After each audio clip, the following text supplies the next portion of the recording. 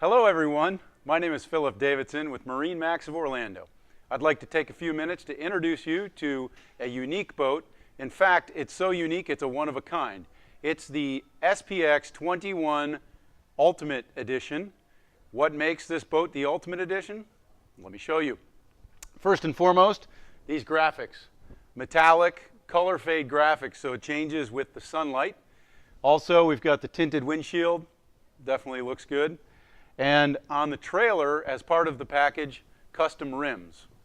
Now, if you want to follow me into the boat, we'll take a look at other features of this Ultimate Edition. Okay, now we're topside with this 21 SPX Ultimate Edition. And you can see we have SeaDeck all across the back of the boat. That's from the factory. But on the Ultimate Edition, we've added SeaDeck up the side of the gunnel and also into the passenger compartment at the helm and also all the way up at the bow for transitioning off the bow into a beach. Also, as you come through the boat, you can see the glowing lights around the speakers. We've upgraded the stereo system significantly with amplifiers, subwoofers, and improved speakers. And you can see the glowing rings around those speakers as well. Also on the tower, we've added tower speakers on this Ultimate Edition.